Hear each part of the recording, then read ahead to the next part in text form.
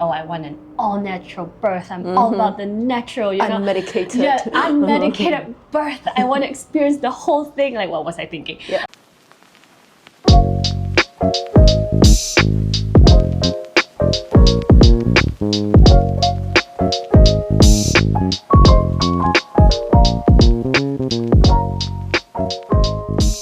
Okay.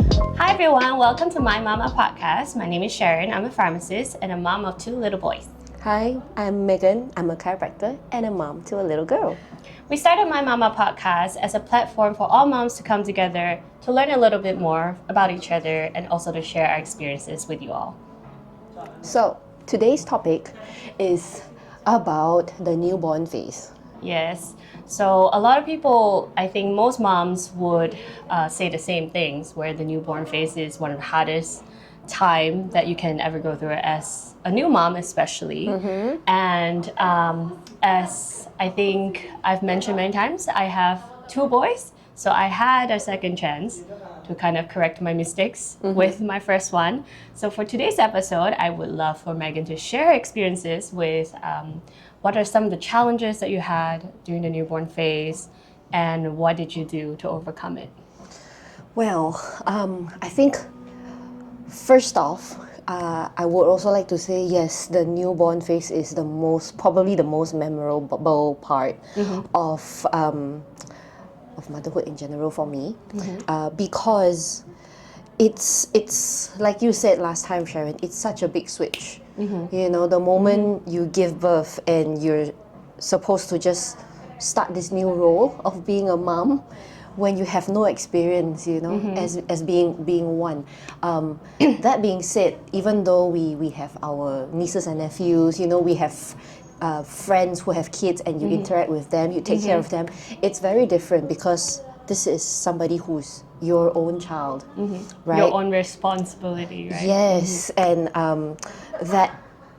that switch, or rather that transition, it happens, number one, it happens really fast, and number two, you think you're ready for a child, and then you're not.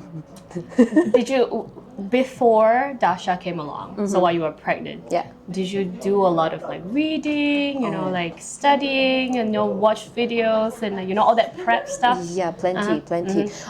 You know, social media is very smart nowadays, right? Yeah. You read one thing about maybe baby milestones or baby sleep or whatever, and the algorithm understands you. You know, the algorithm wants you to continue scrolling. Yep. So for like 38 to 39 weeks, I have been, I don't want to say constantly doom scrolling, but it's just all these stuff just keeps coming up, and you're like, oh, okay, all right, this is what I need to do. Oh, okay, all right, I think I'm prepared. And then you become a mom, Right. and you realize you're not prepared at all. What is this? I thought I read about this, and I couldn't understand what I was reading already, you know. So my newborn experience, I think pretty much emotionally, it hit me very, very hard, because for me it was a traumatic birth in the first place. I think that also led to having a very challenging newborn situation for my start. My kid's fine, you know. She grew up, I think, relatively well, I guess, normal, compared to maybe some other not so fortunate parents. My child grew up, I think, well, but I had a lot of stuff that I thought I knew. And what I think motherhood taught me in the newborn phase is, number one, whoever you think you were before you were pregnant, you're not. Right. You know, that first month, I would say, it stripped me away from whoever I thought I was. You got this new identity that's just like overtaken everything else, right? Yeah, and not only that, I thought I was patient, I thought I was calm, I thought I was mentally at least cool enough to handle situations. But when the first month was crazy, man. Like, I thought I was patient, I thought I was okay, but no, I was not. And it hit hard on not just only me, but it hit hard also around for to the people around me. And why I say so is because of that birth, right? Little bit of backstory.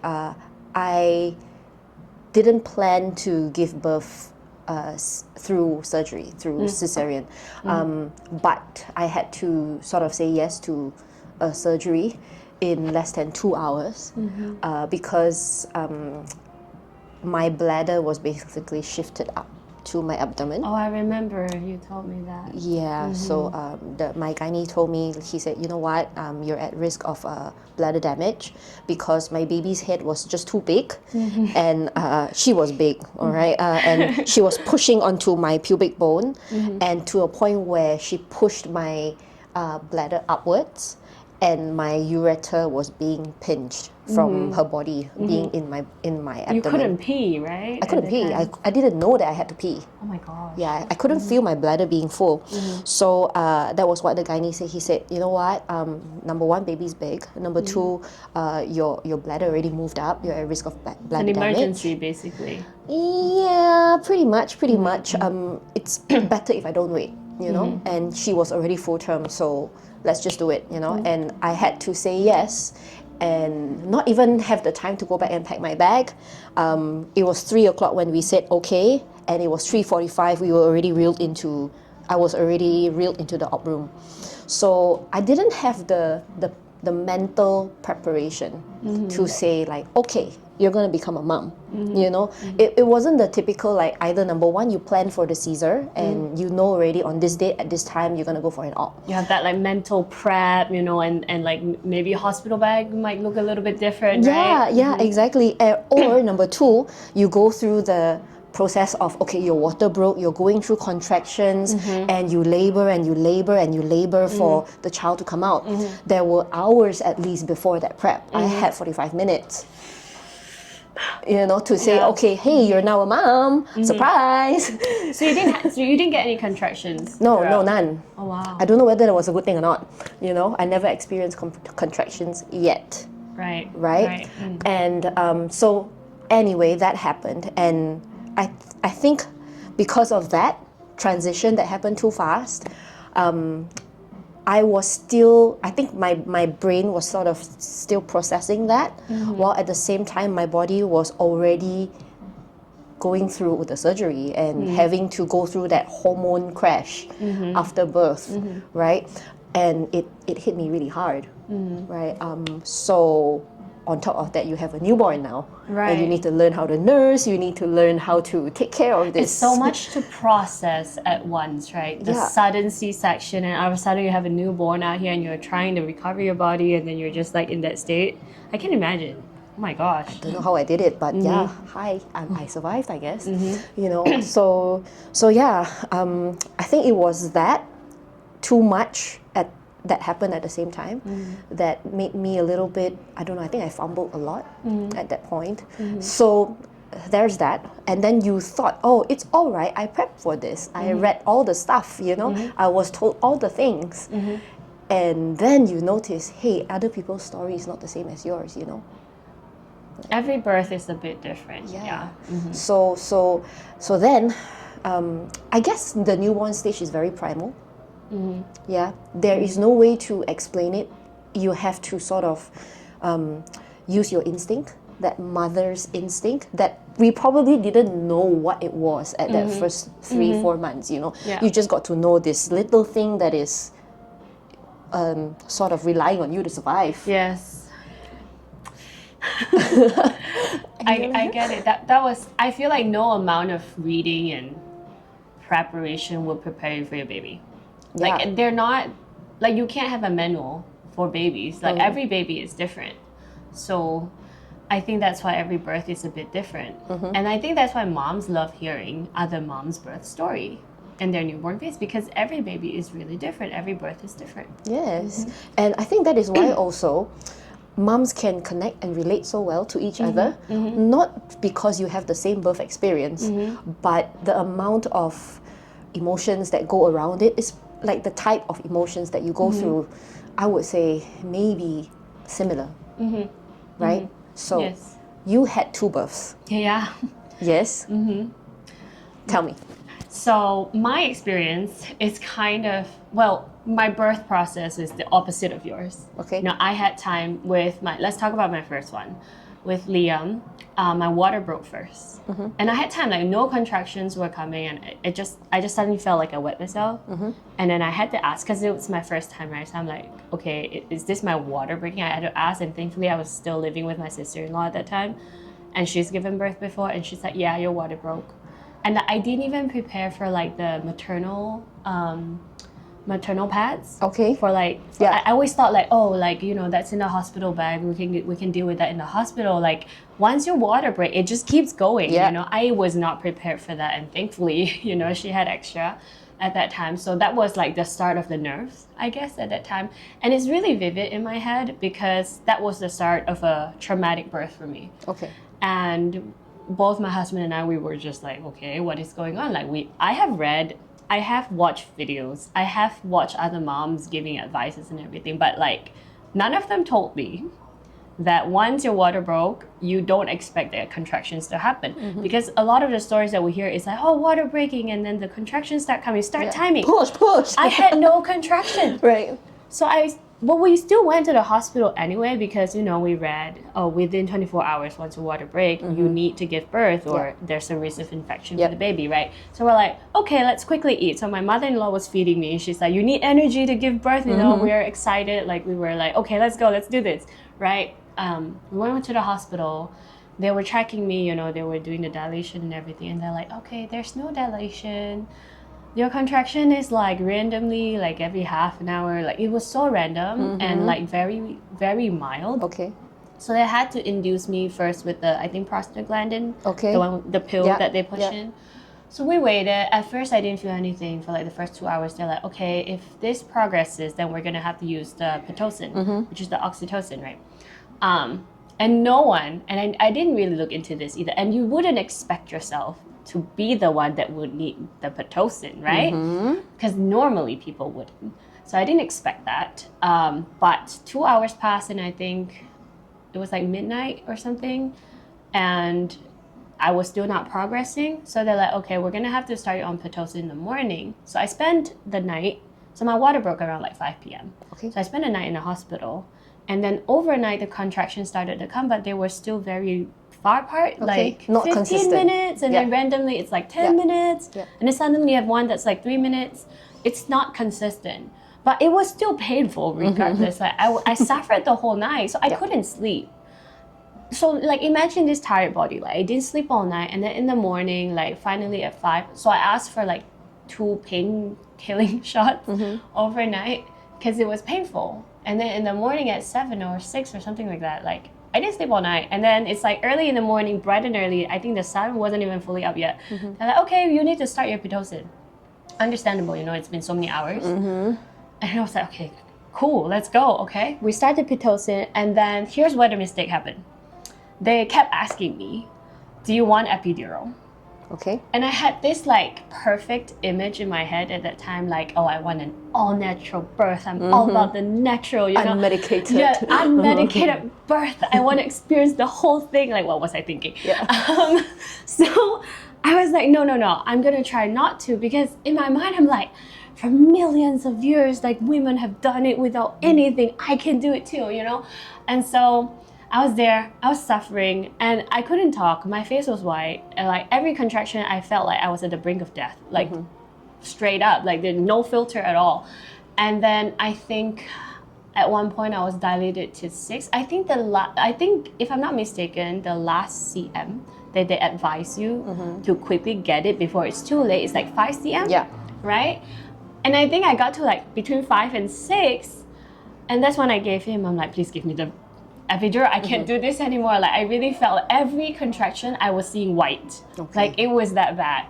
And then they gave me the epidural, but guess what? I think it got put in too late, so it didn't work.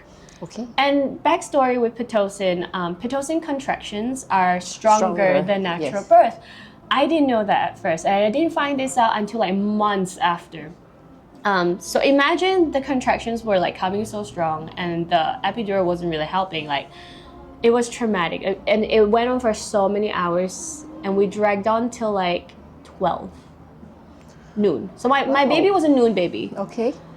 And that's when he finally came out. And I was so tired, I couldn't push him out. They had to vacuum him out.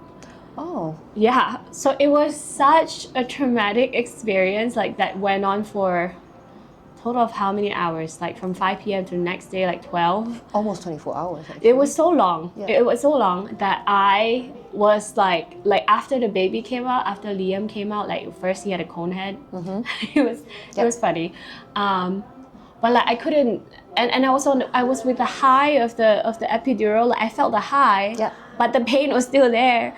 So I couldn't enjoy the moment. And I think that's one of my regrets with not getting the epidural sooner, is because I couldn't enjoy that special moment. Oh, the baby's finally out. Like, you know, you see in the movies, the mommies cry and all that, right? Yeah. I didn't have that moment. I was just like, oh, finally. Like, I was so relieved and I was so exhausted. I was just like, I just want to lie down. And then you went back to they wheel you back to your room, and then within the hour, they bring your baby here and you're supposed to start breastfeeding. Yeah.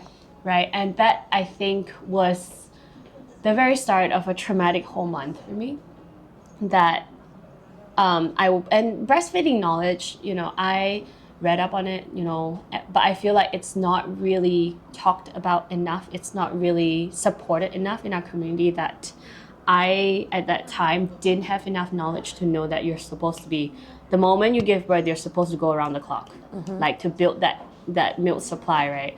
I was just so exhausted. I was like, you know what, like give him the formula, you know, I want to rest. And guess what?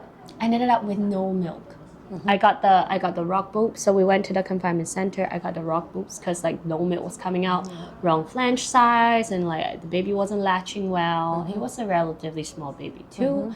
Like all that added up together, and I had no milk, and I was so adamant about breastfeeding at that time that I forced myself to go from no milk to like having a freezer stash. That's like a long story. But that first month, and I've said it in the last episodes, I really felt like I didn't connect with my baby. And that's still my biggest regret today, that I don't have memory of Liam being a newborn. I don't have that. I don't have that like happy memory with him, like really enjoying his newborn phase. You know, like it was strict survival instincts, like diapers, milk. How many ounces do I have? Like how many ounces does he need next feed? It was just like numbers.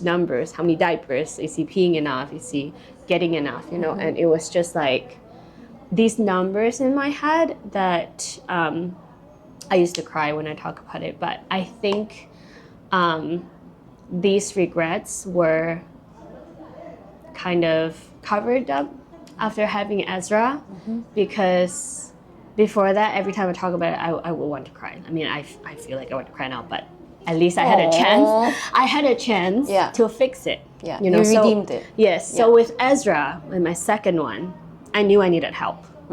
So voluntarily, my husband and I were like, we're not going to try confinement center. We're going to get confinement lady.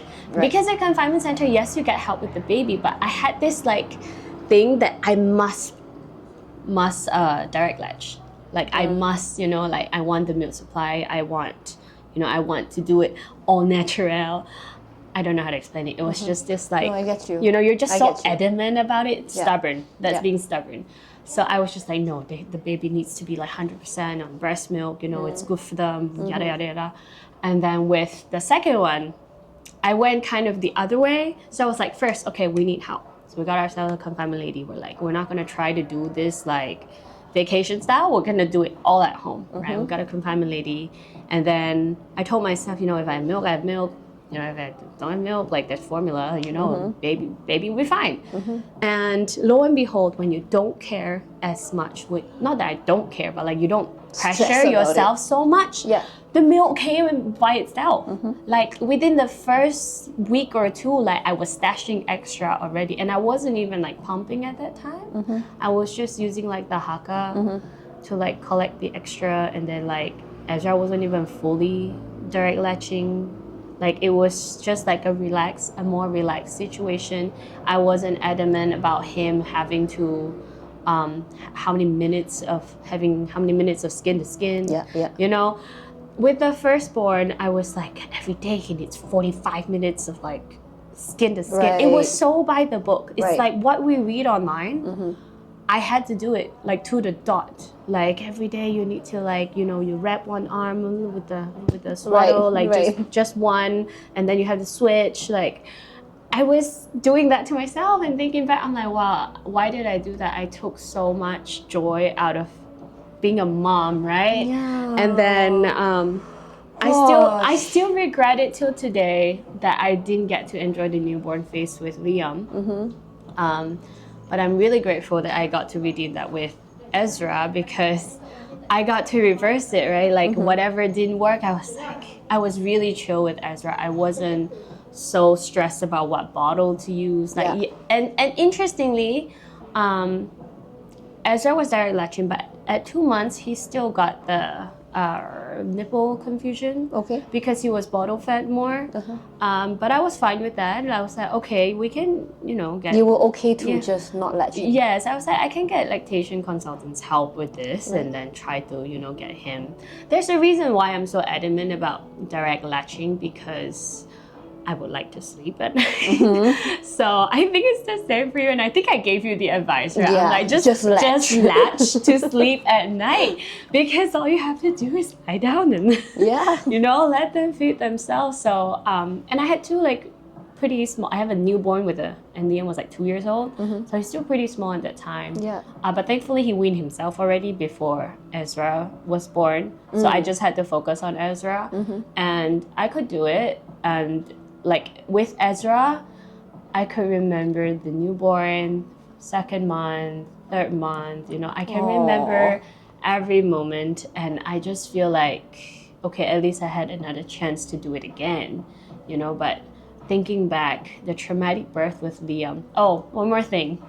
With Ezra birth, I also learned my mistake from Liam. So like the moment, the contractions, well with Ezra, the water didn't break. They actually had to break the water. Okay. But the contractions came first. So they were like 5 minutes apart before we went to the hospital. And then once we got there, it was consistent, but I wasn't dilating. Okay. But then in the middle of the night, I started dilating super fast suddenly. And I remember at 3 c.m., I was already asking for the epidural, but it was too early.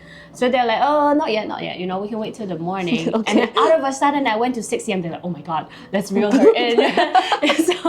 so like, I was adamant about the epidural. And let me tell you, I understand there are women that want the natural birth, and you are a superwoman. I'm so proud of you for doing that. But my pain tolerance is not very high. So I am so proud of myself for getting the epidural early, because with Ezra, I didn't feel anything. Like I was texting people while the contractions were going, but I felt nothing. Wow. Yeah, but the thing with Ezra is I didn't have to get induced. Okay. So it was like, besides the epidural, everything came naturally. Right. So it was a fairly good birth experience, and I'm really thankful for that experience, because it just feels like I got another go at it for like the not so nice first birth. And I think because of that, I enjoy motherhood more, like with Esther, and I think people around me can see it too. With my second born, they feel like I'm just happier. Like I wasn't like panicking, like, is he breathing? Is he, with Liam, I was waking up not just to see whether he's hungry. I was waking up every hour to check whether he was breathing. Like, it was that level of anxiety that was driving myself crazy. And I think that was the hardest part with the newborn phase for me. Yeah, that was really long because I talked about 2 kids. No. I had that too. Because like, when they first come out, they breathe funny. Yeah, and Liam had the like the booger stuck up in the nose. It happens to a lot of newborn. Okay. Like his booger was just like all over, so we had to flush. We had to do the spray and everything. Like he would make that pig sound, like he couldn't breathe, and I had to carry him up right for him to sleep because I was so scared. But it's also not safe for you to carry a baby to sleep, right? Because accidents happen. So like I had to force myself awake. Like it was just that whole like newborn phase. I feel like it's a mixture of not being experienced at it, and also just that sudden change, like you say, like everything is so new, and that level of anxiety, because everything is just so new that you kind of just make it harder for yourself, I feel like. At the end of the day, when after having my second one and I look back, I'm like, why did I do that to myself? Yeah. It's actually funny now that you think about it. I know you haven't had your second one, but it's really it can be really enjoyable, to be honest. Motherhood. I just don't know why we did that to ourselves.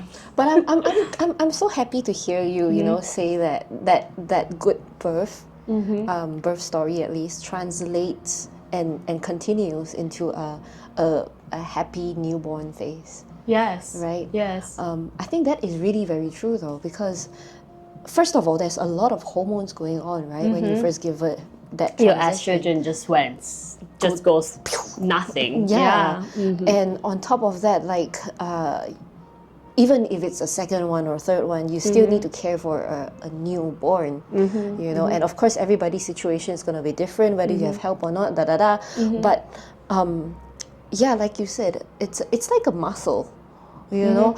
Do you think that probably because you've had this mother instinct, I don't know, intuition muscle that you sort of train with Liam, that you could also use it on Ezra, meaning, hey, he's crying like that, oh, maybe he's hungry. You know, it's funny. It's really funny because both of my kids are so different. Liam never cried. I never experienced like baby crying for milk ever, because Liam just never cried. And I think that added to the anxiety, because I'm like, what's wrong with him? Like, is he full? Is he hungry? Is he like, am I doing something wrong? Like, is he not normal? Like, there's so many questions, and he's just an infant, right? He can't communicate. But I later learned, like, it's not that he can't cry, he just doesn't want to cry. So I think that added a lot to the anxiety, because I don't know what he wanted. Like, he never asked for anything, even in the middle of the night. Like, I think that really trained my heightened sense of hearing, because he didn't cry. He just went, eh, eh, eh. Like, you know, he was making those sounds, and he never actually cried out loud. But Ezra was really different.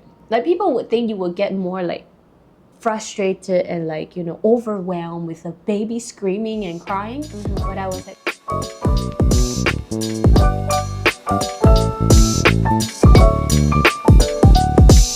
hi everyone. Oh, okay.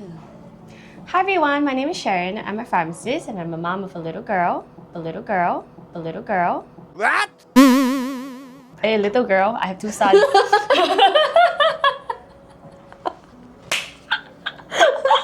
I was thinking what you would say next, and then I said little girl. Okay, next time we're gonna try to film in the morning, huh? Sorry, take 2. Take 2. Oh, sure.